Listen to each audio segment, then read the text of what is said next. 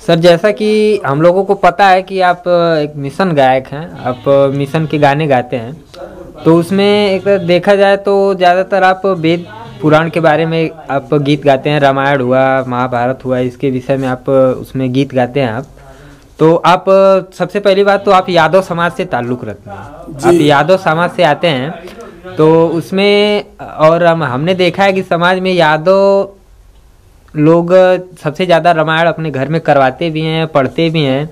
तो आप भी यादव हैं, तो शायद आप अपने घर में रामायण नहीं पढ़ते होंगे या नहीं करवाते होंगे, इसके बारे में आप? नहीं, पढ़ते हैं। रामायण तो हमने बहुत पढ़ा है जी। रामायण में बाल कांड से लेकर के उत्तर कांड तक 1060 पन्ने हैं जी, और हमने उसका बहुत अध्ययन किया जी। लेकिन जब तना हमने कई बार पढ़ा उसको, और उसमें हमने जितना पढ़ा हमें कुछ सत्य लगा नहीं। जी जी। अब रहा सवाल अब पढ़ने का, जी। तो जब हमने देखिए, अब हम ये पढ़ते हैं भारत का संविधान, भारत का संविधान। जब हमने ये पढ़ा जी, तब हमारे समझ में आया कि हमारे लोग मानसिक गुलाम क्यों हैं। जी। क्योंकि हर घर में महाभारत की किताब, हर घर में शिव पुराण की किताब, हर घर में वाल्मीकि रामायण, हर घर में रामचरितमानस का रामायण, दुर्गा चालीसा, शंकर चालीसा और लक्ष्मी चालीसा, ये तमाम चालीसे हैं जी। लेकिन हमारे पिछड़े समाज को पीछे रहने का ये सबसे बड़ा कारण है जी। कि हमारे समाज के लोग कभी इसको नहीं पढ़े जी। और जब हमने इसे पढ़ा जी, तो हमारे दिमाग से भूसा निकल गया जी। और हमारे यादव समाज, मैं आपको बता दूं जी, मैं आजमगढ़ का रहने वाला हूं। चाहे यहाँ कोई MP MLA जी हो करके संविधान का नाम भले जानता हो, लेकिन यहाँ 70% नेताओं के अंदर देखेंगे, चाहे वो यादव समाज का, पिछड़े समाज में किसी भी कास्ट का हो, उसके घर में ये नहीं मिलेगा जी। और जिसके घर में ये नहीं रहेगा तो निश्चित रूप से मैं जानता हूं कि वो घर कभी विकास नहीं कर पाएगा और ना ही कभी अपने हक अधिकार की बात कर पाएगा जी।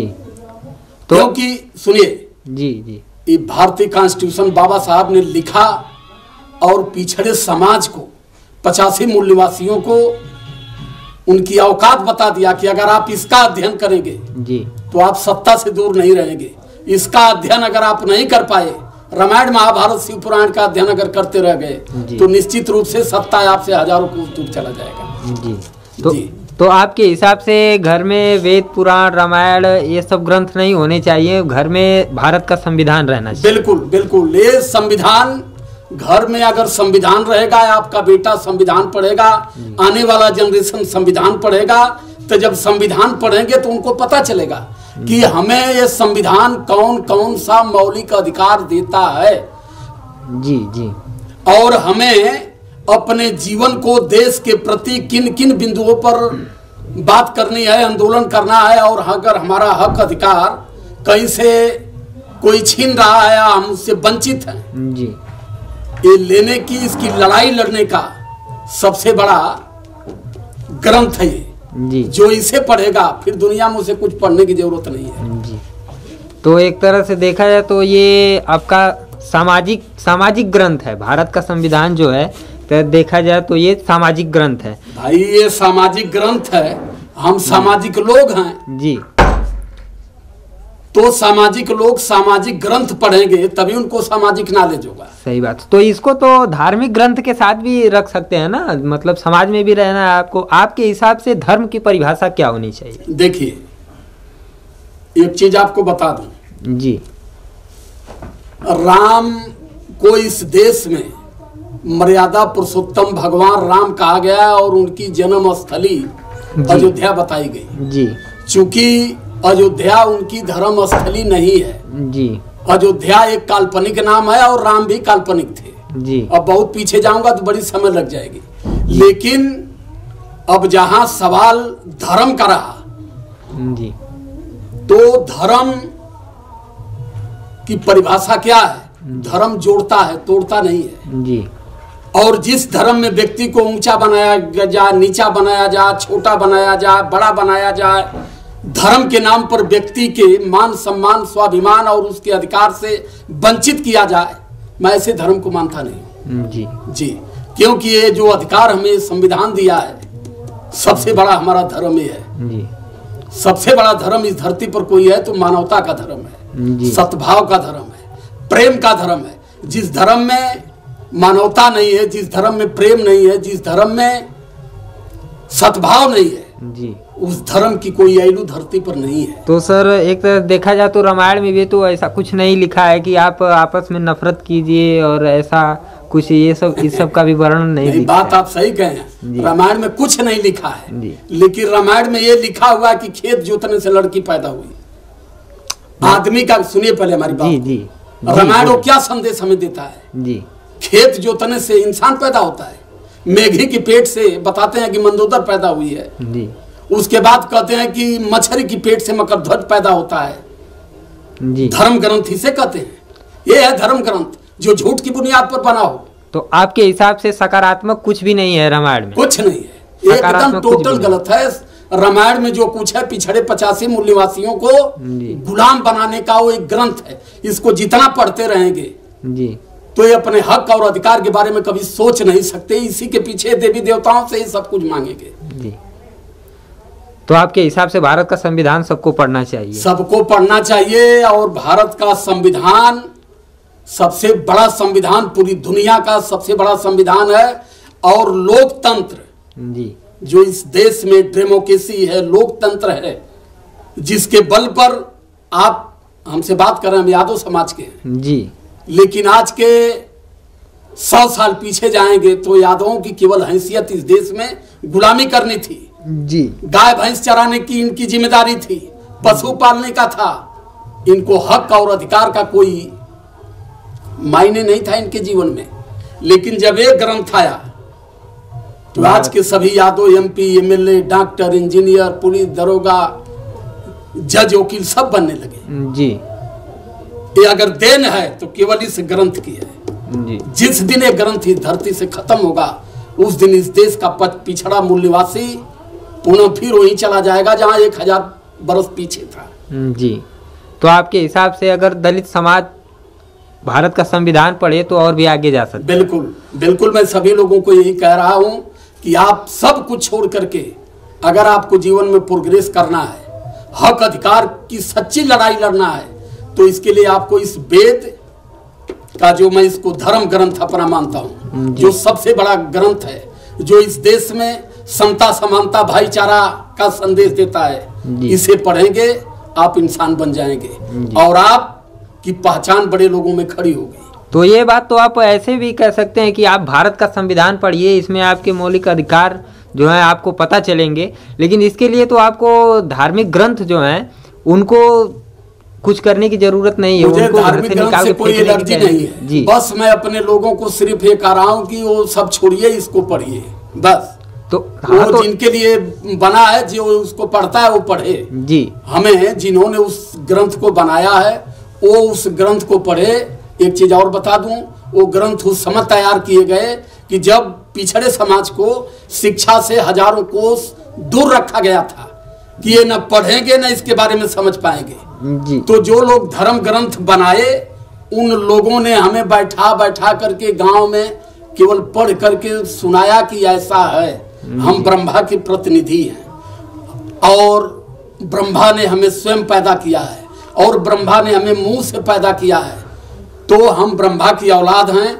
हम जो कर रहे हैं आप इसे मानते रहिए, आपके जीवन में विकास को कभी कोई रोक नहीं पाएगा, क्योंकि हमारे लोग पढ़े लिखे नहीं थे जी। जो सुनते थे वही करते थे जी जी।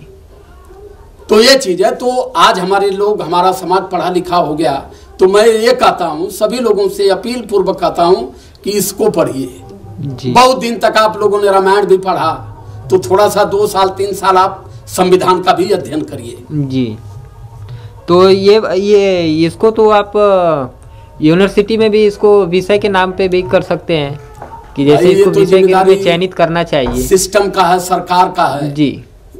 यूनिवर्सिटी में कौन कौन सी विषय है, तो यूनिवर्सिटी में हमें बताइए कि यूनिवर्सिटी में माता सावित्रीबाई फुले को पढ़ाया जाता है, पेरियार रामास्वामी को पढ़ाया जाता है, ललई सिंह यादव को पढ़ाया जाता है जी।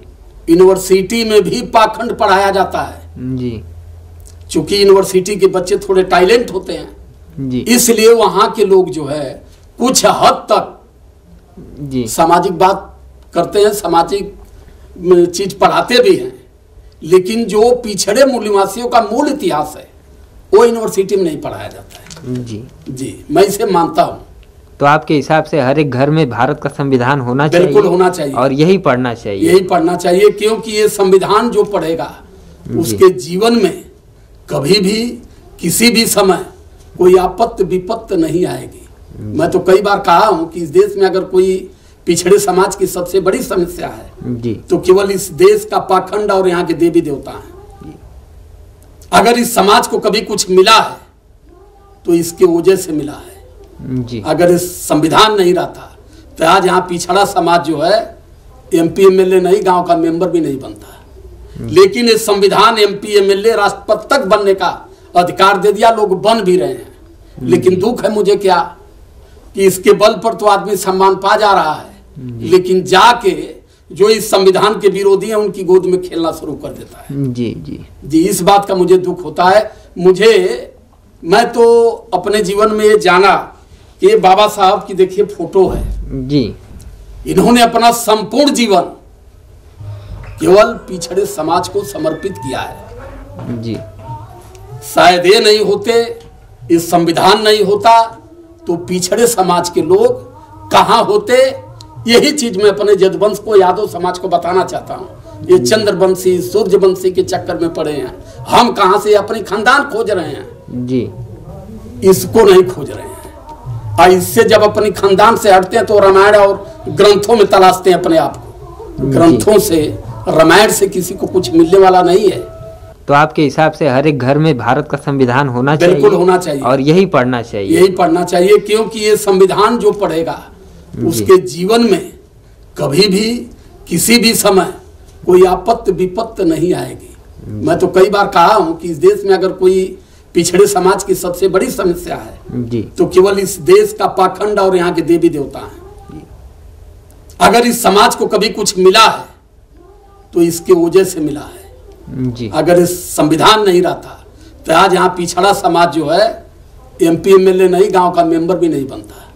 लेकिन इस संविधान MP MLA राष्ट्रपति तक बनने का अधिकार दे दिया, लोग बन भी रहे हैं। लेकिन दुख है मुझे क्या कि इसके बल पर तो आदमी सम्मान पा जा रहा है, लेकिन जाके जो इस संविधान के विरोधी हैं उनकी गोद में खेलना शुरू कर देता है। जी। जी। जी, इस बात का मुझे दुख होता है। मैं तो अपने जीवन में ये जाना कि बाबा साहब की देखिए फोटो है जी। इन्होंने अपना संपूर्ण जीवन केवल पिछड़े समाज को समर्पित किया है। जी। शायद ये नहीं होते, इस संविधान नहीं होता तो पिछड़े समाज के लोग कहाँ होते। यही चीज मैं अपने जदवंश को, यादव समाज को बताना चाहता हूँ। ये चंद्रवंशी सूर्यवंशी के चक्कर में पड़े हैं, हम कहाँ से अपनी खानदान खोज रहे हैं जी। इसको नहीं खोज रहे हैं। और इससे जब अपनी खानदान से हटते हैं तो रामायण और ग्रंथों में तलाशते हैं अपने आप को। ग्रंथों से, रामायण से किसी को कुछ मिलने वाला नहीं है। सिर्फ वो व्यक्ति को मानसिक गुलामी की तरफ भारत के जितने भी ग्रंथ वो ले जाते हैं। जी। बहुत बहुत धन्यवाद इसके लिए जो आपने मुझसे बात किया है और मैं आपसे बात कह पाया। जी, बहुत बहुत धन्यवाद। आपने बताया कि भारत का संविधान हर एक घर में होना चाहिए और ये सही भी है। भारत का संविधान सबको पढ़ना चाहिए। बहुत बहुत धन्यवाद राजकुमार।